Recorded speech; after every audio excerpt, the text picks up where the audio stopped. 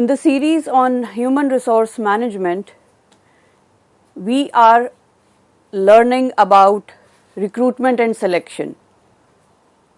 We have by now understood the value of people, that people are the key differentiators. People bring in so much of value to every organization they work for. And I have always believed that it is the people who create difference when they work to the best of their abilities. But how do you get the right people?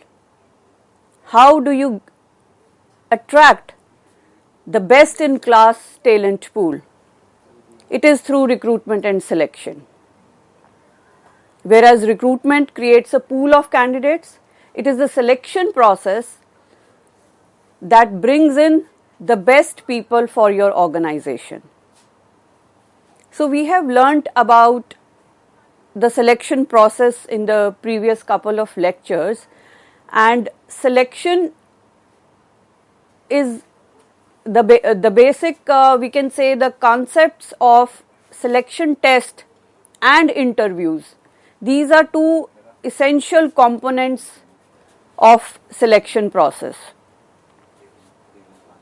So we have done selection tests in the previous lecture, and we learned that there can be many number of tests that can be conducted by an organization depending upon the type of job you are applying for, or depending upon the organization also. We also learned about the process of selection, why selection tests are important, and how we can have a proper criteria for selecting what test to be conducted, and what are the barriers of these selection tests. How when hiring people, the selectors do have their own perceptions, their stereotypes, and that may lead to selecting the wrong people or not selecting the right people. So both can be detrimental for the performance or detrimental for the health of an organization. So it is very important that we select the right number of people at the right place and at the right time. Now we have already covered the selection test part of selection. The second main component of selection after the tests is the interview. And whenever we hear the word interview, we are always clouded with some fear, anxiety. We are always afraid of interviews. An interview is considered to be the heart of an employment process, and it is considered to be the most useful selection method. So after conducting your selection tests, the ones who are selected from those tests are called for an interview. And it is a very crucial aspect of the employment or the recruitment process. And very interestingly, conducting an interview is both an art and a science. It brings in a lot of creativity, but there are certain general rules. That is why we say it's both an art and a science. So what we are going to learn in today's lecture is, first of all, what is an interview? What are the characteristics of an interview? What are the objectives of interview? Why do we conduct an interview? Why selection tests are not sufficient for hiring people? Why after your tests you have to appear for an interview? So what are the objectives? Then we are going to learn about various types of interview. Then what are the traits of effective interviewer? So it's not that only the candidate has to prepare for the interview, because normally we feel that if I am going to appear for an interview, I have to prepare myself. But it's not that. Even the one who has to interview me has to be an effective interviewer. Only then the entire interview process can be effective. So what are those traits and what are those skills that an interviewer must also possess, so that the best people can be hired. Then we are going to learn about the guidelines for interviewing. So how to go about an interview. What are the guidelines, how, what, when, where of an interview. And then of course we are going to learn about the barriers to interview as we did it in the case of selection tests. So similarly, when we are interviewing, there are certain challenges and there are certain barriers that may lead to taking the wrong decisions. So we are going to learn all these things in today's lecture. So friends, let's begin with the first question. What is an interview? An interview is something that we have been dealing ever since we were in nursery class. A nursery student goes for admission to his school. There also the parents as well as the child is interviewed. Then you go to the college, again there is an interview. There are group discussions. Then after completing your college, or if you want to study abroad, again an interview. If you are applying for a job to some organization or anywhere, apart from the selection tests, there is always a selection interview. For government jobs also, you must have heard about the emphasis that is given on interviewing people who apply for IAS or IPS jobs.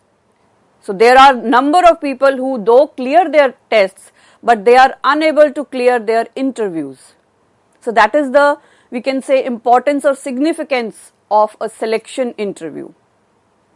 So what is an interview? A selection interview, also known as the employment interview, is a formal, in-depth conversation conducted to evaluate acceptability of candidates for employment. And the aim of an interview is basically to discover those aspects of an applicant which may not be disclosed by other methods. So specifically other methods mean the selection tests that we covered in the previous lecture. So there are many aspects of an individual, and every aspect cannot be disclosed or cannot be uncovered with the help of we can say the selection tests for that matter. So for those things we need to have an interview with the prospective candidate. So according to Julius Michael, an interview is a face-to-face, oral, observational and personal appraisal method, and used as a means of getting information from the candidate. And more importantly, it also includes giving information that will help applicant learn more about the company. So interview is not a one-way communication or one-way conversation.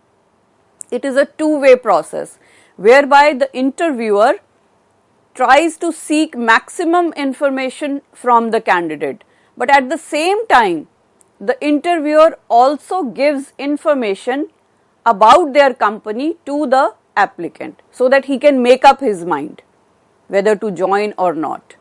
So it's a two-way conversation or two-way communication, we can say. So that makes it more interesting. So an interview may also be defined as a systematic and a scientific approach to employee selection that helps in, number one, accumulating information about the candidate's capabilities, the interests, its aptitude and knowledge that is required for the job. So every job requires certain different skill sets, different capabilities and competencies. So an interview helps in getting that information whether that candidate you are interviewing is capable to perform that job or not. And secondly, you provide them the requisite information about the concerned organization through face-to-face communication. So next part is that what are the characteristics of an interview. So according to Black and Champion, it is a personal communication between two persons, and these persons are of equal status. So that thing has to be borne in mind by the interviewer, that there is no status difference. If you are interviewing a candidate, that doesn't mean that you hold a higher status. So an interview is considered that you have to be of equal status mentally. And the questions are asked and responses received verbally. So an interview is a verbal communication. So there is no written communication as far as an interview is concerned. Questions are asked by one party and the other party responses them verbally. Then the information may also be recorded by the interviewer. So at times the interviewer might feel that whatever information is being given by the candidate, that has to be recorded. So that thing can also be done. Then another very interesting fact about interview and why we call it as an art is the fact that the relationship between the interviewer and interviewee is mandatory. So until and unless the interviewer tries to develop a relationship or a rapport with the candidate or the interviewee, the interview will not, be a very effective one, because we tend to be uncomfortable. We are not at ease when it comes to interview. We are always nervous or scared of facing an interview. So it is the duty of the interviewer to develop that rapport and a kind of relationship, though it is for a short duration of time or a short span of time, but the relationship has to be developed between the interviewer and the interviewee. Only then the interviewee or the candidate will open up. Only then he will be divulging maximum information. So that relationship has to be there. Then the interview is not necessarily limited to two persons. So it's not always necessary that there are two persons only, one the interviewer or the interviewee. The number of interviewers can be more than one. We are going to learn that in further. Then there has to be flexibility in the format of interview. So interview is not something which is very rigid kind of a structure is not there, though there are certain structured interviews also, but then they too can be made a bit flexible depending upon the kind of candidates that are coming to you. So there is not a very rigid structure or a format of an interview. The more flexible it is, the better results you are going to get. Similarly, Bingham and Moore have mentioned the principles of interview as that there has to be expert, skilled, experienced and trained interviewers. So we are going to learn this aspect in the traits of effective interviewer. As I said, that it is not only that the candidate has to, prepare for the interview, but at the same time the interviewer should be an expert. He should be an expert, skilled, experienced and a trained person. Only then he will be able to get the maximum information from the candidate. Similarly, they have to provide privacy and ample time. So privacy means that do not indulge in too much of invading into the personal life of the candidate. And once you have asked the question, give them ample time so that they can respond you back. If you are too quick on throwing your questions, the candidate will not get time to think, understand your question and then respond. So that is again a waste of time. The candidate will not be able to give you the information that is required, the information that you as an interviewer are seeking. So give ample time to the candidate so that he can understand and then respond. Then again, proper reception of interviewees has to be, you must receive them in a proper professional manner, give them the comfort and ease, make them comfortable so that they are at ease physically and mentally, so that they do not answer out of nervousness and say something that they actually do not mean. And while asking your questions, you have to be skillful and ask tactful questions. So that is again why we say that an interview is is an art. So you must learn to skillfully, even if you want to, indulge into some private questions or personal aspects of an individual's life, you must phrase your questions in a skillful and a tactful manner, so that the candidate answers your question also, but at the same time he is not hurt or doesn't feel disrespectful.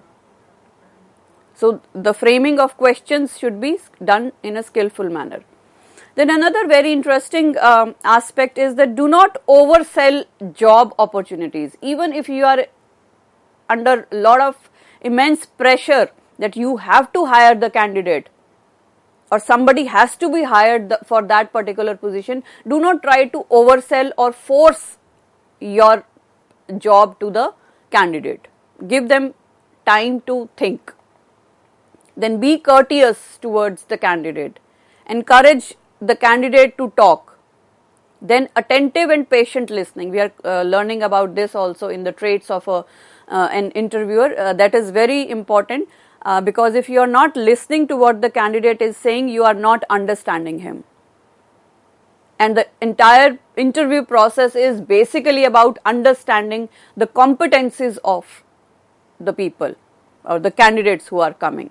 So if you are not patient, you are not listening, or you are not even encouraging the candidate to talk, so the process of interviewing is in vain.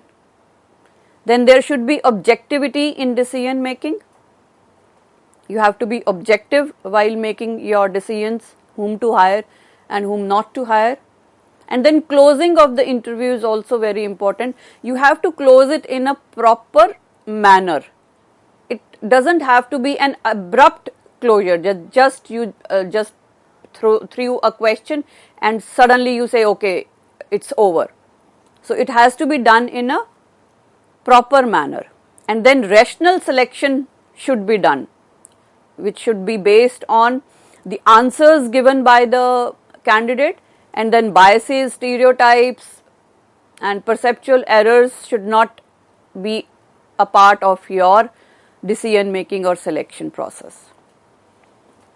So coming to the next part, it is the objectives of interview in selection. So why we conduct interviews? What are the basic objectives of interview while selecting the people? So it gives you an opportunity to review on the applicant's qualifications and characteristics. And these qualifications and characteristics will form the basis for their selection and also placement of people in the requisite vacancies. So these interviews are very important. Then they also provide essential facts about the job and the company. For example, the nature or the hours of work, the medical requirements, special hazards if any are associated with a particular job, what employee benefits the organization is providing, the services, company policies, etc. So these informations are given by the interviewer to the candidate.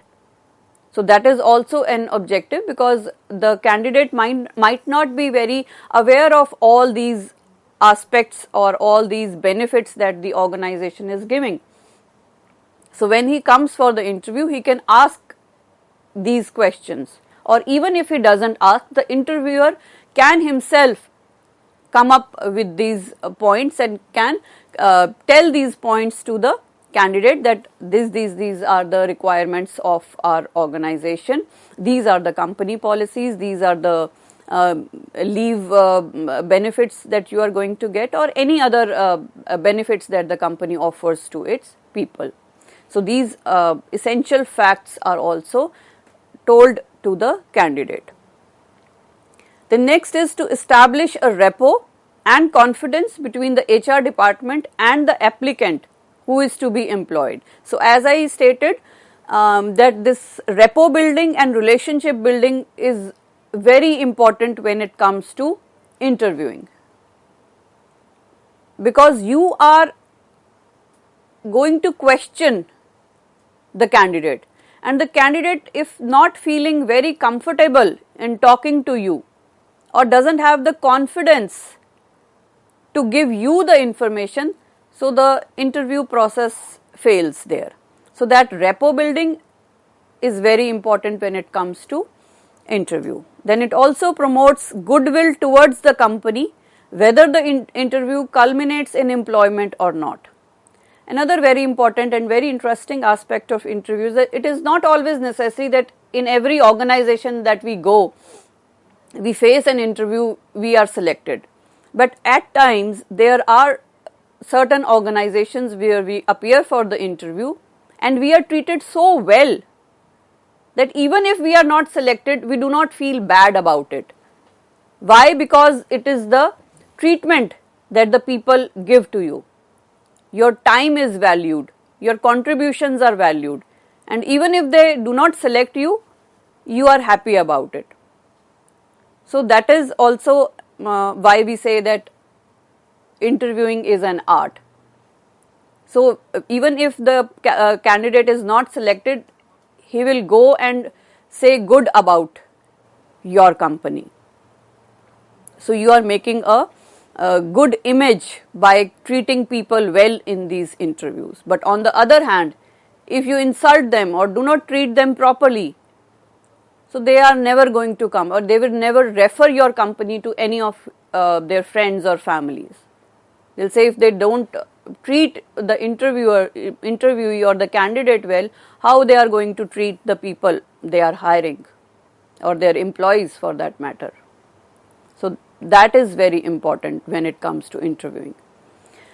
Then despite the fact that interviews can be costly and at times it can be inefficient and invalid procedure for selection, they are still the most commonly used method, because the written tests or the psychological tests, aptitude test, achievement tests that we learnt in previous couple of lectures, these do not always give the relevant information about the candidate. There are certain, and we can say there are many aspects that are not detected or they do not come into sight when we use tests, and these aspects can only become more visible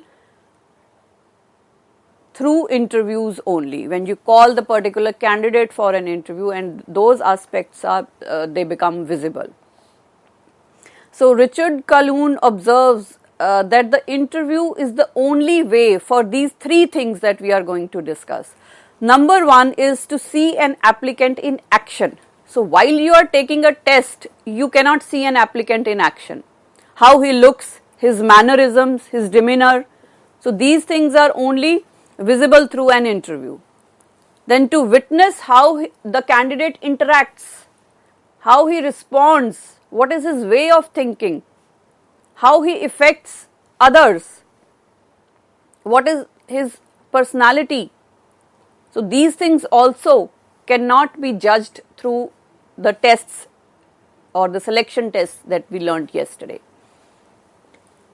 Also, the third thing is that the interview is the only way to get at the will-do features of performance, that is motivation, initiative, stability, perseverance, habits and judgments. All these aspects are also not disclosed through selection tests. So what are the will-do features? I will do this in my job. Am I motivated? Do I take initiative? Am I stable? Am I adaptable? What are my habits? How do I judge? So these things also come into play only through interviews. So that is why interviews are a crucial aspect of selection. Thus, selection interviews give a chance to personally size up the candidate and to pursue questioning in a way that tests cannot. And they give an opportunity to make judgments on the candidate's enthusiasm, intelligence, and they give an opportunity to assess the subjective aspects of candidate, that is his facial expressions, his appearance, his dressing sense for that matter, nervousness. Again, these aspects cannot be judged through a test. that is where the selection tests fail, because when you are hiring people, you have to be aware of their appearances also, how he walks, how he talks, what is their emotional intelligence level. So, as I said, these aspects are also important, and every aspect has to be given equal importance. So, whereas tests basically measure your intelligence, aptitudes, etc., the interviews will measure your emotional intelligence, your emotional quotient, how you appear, what is your body language like, how you dress up, what are your facial expressions when you are under stress. So, all these things are judged during the interview process. So, friends, up till now we have learnt about the interview, what is an interview, what are the characteristics of interview, and why interview is important, because tests cannot measure everything. That is why we call people for an interview, and how these interviews have to be conducted. So, in the next part of the lecture, we are going to discuss about the various types of interviews and what are the challenges and what are the traits of an effective interviewer. So, if you are interviewing somebody, what traits should be acquired by you while interviewing. So, we are going to learn about all these aspects in the next part of the lecture. Thank you.